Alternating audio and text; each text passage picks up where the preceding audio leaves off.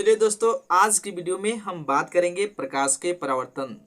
प्रकाश के परावर्तन के कितने नियम होते हैं? तो प्रकाश के परावर्तन के दो नियम होते हैं।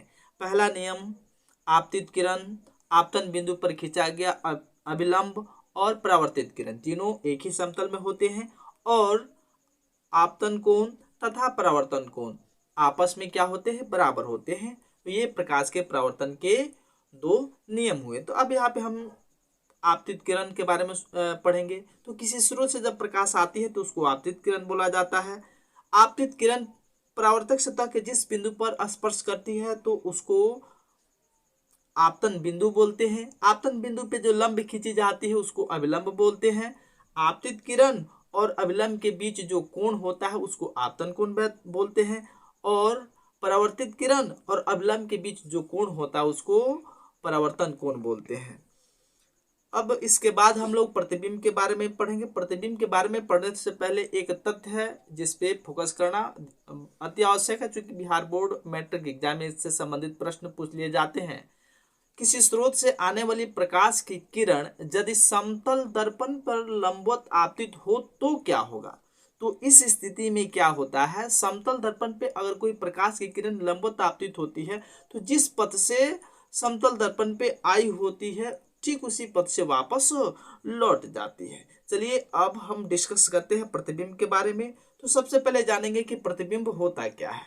तो प्रतिबिंब को इस प्रकार परिभाषित किया जा सकता है, किसी बिंदु स्रोत से आती प्रकाश की किरणें दर्पण से परावर्तन के बाद जिस बिंदु पर मिलती है या मिलती हुई प्रतीत होती है तो उसे उस बिंदु स्रोत का प्रतिबिंब कहते हैं। ये हुआ प्रतिबिंब का परिभाषा। उसके बाद में यहाँ प्रश्न बनता है कि प्रतिबिंब कितने प्रकार की होती है। तो प्रतिबिंब का दो प्रकार होता है, एक होता है वास्तविक प्रतिबिंब और एक होता है आभासी या काल्पनिक प्रतिबिंब। अब हम वास्तविक प्रतिबिंब के बारे में जानेंगे। तो वास्तविक प्रतिबिंब, या आपसे प्रश्न पूछ दे वास्तविक प्रतिबिंब किससे कहते हैं, तो वास्तविक प्रतिबिंब को इस प्रकार परिभाषित किया जा सकता है, किसी बिंदु स्रोत से आती हुई प्रकाश की किरणें दर्पण से परावर्तन के बाद वास्तव में जिस बिंदु पर मिलती है तो उसे उस बिंदु स्रोत का वास्तविक प्रतिबिंब कहते हैं। और वास्तविक प्रतिबिंब को क्या होता है, सीधी सरल रेखाओं के द्वारा दर्शाई जाती है। उसके बाद वास्तविक प्रतिबिंब को पर्दे पर प्राप्त किया जा सकता है। अब चलिए काल्पनिक प्रतिबिंब के बारे में पढ़ते हैं। काल्पनिक प्रतिबिंब किसे कहा जाता है? तो काल्पनिक प्रतिबिंब को इस प्रकार परिभाषित किया जा सकता है, किसी बिंदु स्रोत से आती हुई प्रकाश की किरणें दर्पण से परावर्तन के बाद जिस बिंदु पर मिलती हुई प्रतीत होती है तो उसे उस बिंदु स्रोत का काल्पनिक प्रतिबिंब या आभासी प्रतिबिंब कहते हैं। आभासी प्रतिबिंब को टूटी हुई रेखाओं के द्वारा डॉट डॉट के द्वारा दर्शाई जाती है, और आभासी या काल्पनिक प्रतिबिंब को पर्दे पर प्राप्त नहीं किया जा सकता है। अब इसके बारे में कुछ समतल दर्पण से संबंधित विशेषताओं को जानेंगे। समतल दर्पण, तो समतल दर्पण का जो परावर्तक सतह होता है वह क्या होता है? समतल होता है, बराबर होता है। और समतल दर्पण से जितनी दूरी पर वस्तु रखी होती है, अर्थात इसमें जो वस्तु की दूरी होती है उतना ही प्रतिबिंब की दूरी होती है।